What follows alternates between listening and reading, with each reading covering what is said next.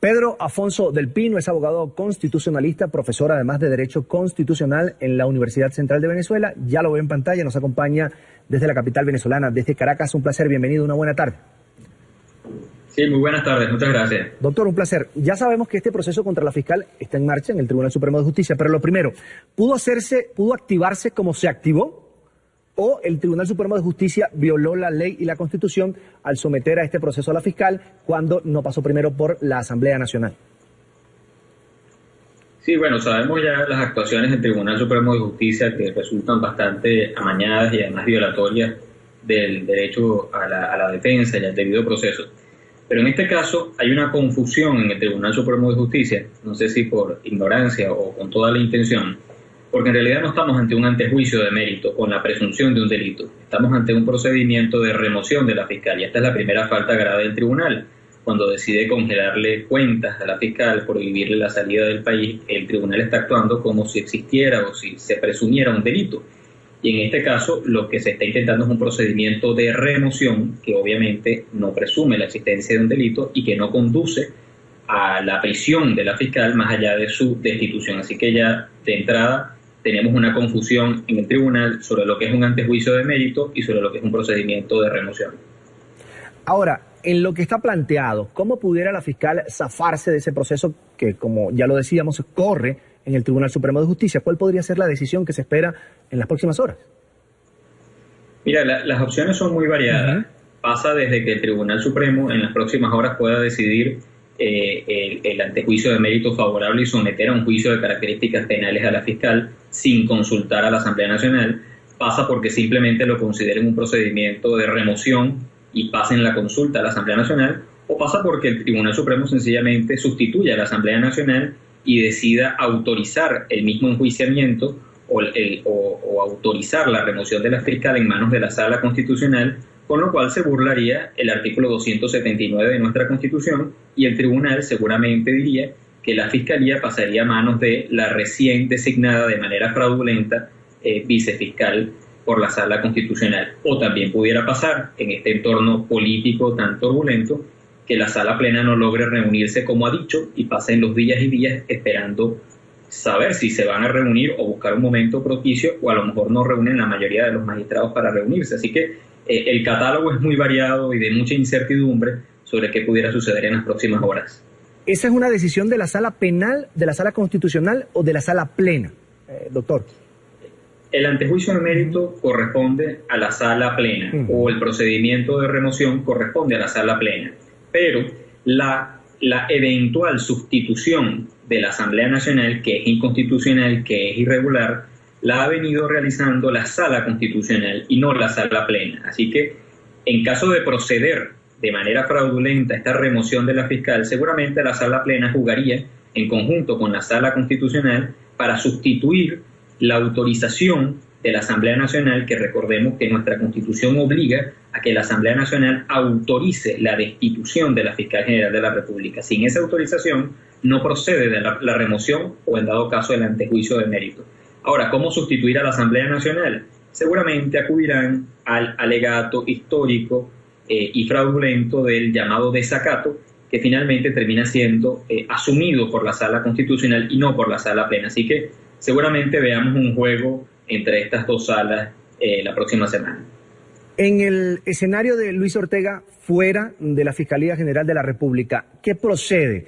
El nombramiento de una nueva fiscal, que a todas luces tiene que hacerlo la Asamblea Nacional, porque ya incluso en unas sentencias posteriores a ese pronunciamiento, ese primer pronunciamiento de la fiscal, el Tribunal Supremo de Justicia de alguna manera echó dos pasos hacia atrás, se dijo que no había incurrido, por supuesto, en las funciones de la Asamblea Nacional, que es un discurso que mantienen a nivel internacional para, de alguna manera, mejorar o mantener la imagen de cierta democracia en Venezuela. Eso así lo percibimos quienes no estamos allá en Venezuela. Ahora, doctor, ¿qué procedería con Luis Ortega fuera de la Fiscalía? ¿El nombramiento de una nueva fiscal o que asuma en este caso la vicefiscal, que también ha dicho la propia Luis Ortega Díaz es un acto fraudulento? Así es, bueno, fíjense, la ley dice que cuando hay faltas temporales las asume el vicefiscal. Aquí ya primero hay una discusión de quién es el vicefiscal, porque entre otras cosas la Sala Constitucional decide designar un vicefiscal bajo el alegato del desacato de la Asamblea Nacional, cosa que es muy curiosa, porque en el escenario de la Sala Constitucional en desacato está la Asamblea Nacional, pero no el Ministerio Público. Y quien corresponde designar un vicefiscal es al Ministerio Público, no a la Asamblea Nacional. Con lo cual el argumento del desacato no funciona para el Ministerio Público. Ahora, la destitución por remoción o por antejuicio de mérito de la fiscal general termina siendo una decisión definitiva, con lo cual no puede ser cubierta con la vicefiscal, sino que tendría que llegar a la Asamblea Nacional un procedimiento para designar un nuevo fiscal general de la República. Entonces, ¿qué estaríamos ante el escenario de nuevo de la violación de la autonomía del Poder Legislativo y la Sala Constitucional termina sustituyendo a la Asamblea Nacional en la designación completa de un nuevo fiscal general de la República? Es un escenario lamentablemente irregular e inconstitucional, pero que pudiera ocurrir. Pero debemos tener la salvedad de que nuestra Constitución establece que cuando exista una omisión legislativa en el nombramiento de un fiscal general de la República, la decisión tiene que ir al pueblo. Es decir, que cuando el Poder Legislativo no toma decisiones por cualquier razón, la función de decidir quién es el fiscal general de la República es al final una elección popular, igual que ocurriría con el defensor o el contralor. Eso nunca ha ocurrido en nuestro país, pero ese es el camino que pauta nuestra Constitución. Así que la Sala Constitucional terminaría sustituyéndose inclusive en el electorado venezolano. Estaría por verse en las próximas horas.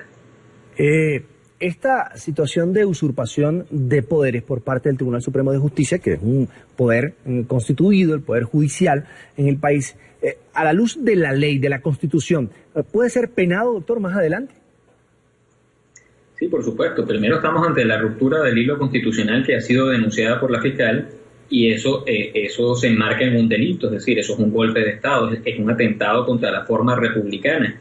Y además es demasiado explícito en unas sentencias, además firmadas en ponencias conjuntas, con lo cual el delito existe y la justicia pudiera llegar tarde, pero llega. Doctor, vamos a reiterar ya para finalizar a nuestra audiencia, sobre todo en Venezuela, que de alguna manera desconoce porque hay muchas trampas, hay muchos huecos en cómo se ha venido comportando el Tribunal Supremo de Justicia, cómo se interpreta además la Carta Magna y las leyes en Venezuela.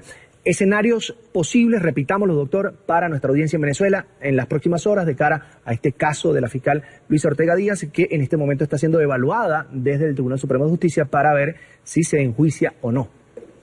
Ok, bueno, el escenario constitucional que debería ocurrir es que el Tribunal Supremo de Justicia emite un pronunciamiento, ya sea favorable a la destitución de la fiscal, y debe comunicárselo a la Asamblea Nacional. Si la Asamblea Nacional no autoriza su destitución, hasta aquí llega el procedimiento, no ocurre más nada. Ahora sabemos perfectamente que en nuestro país pueden ocurrir varias cosas. Uno, que el tribunal decida que la fiscal vaya a un juicio penal.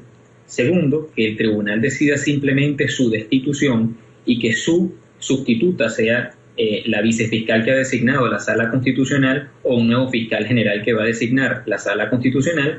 O en dado caso también pudiera ocurrir que la sala plena no tuviera acuerdos y no lograra reunirse o no lograra tener el quórum y van suspendiendo esta reunión a medida que pasen los días de la próxima semana, con lo cual el ambiente de incertidumbre crece en el país porque no sabemos cuál sería la decisión que se estaría cocinando en la sala plena del Tribunal Supremo de Justicia.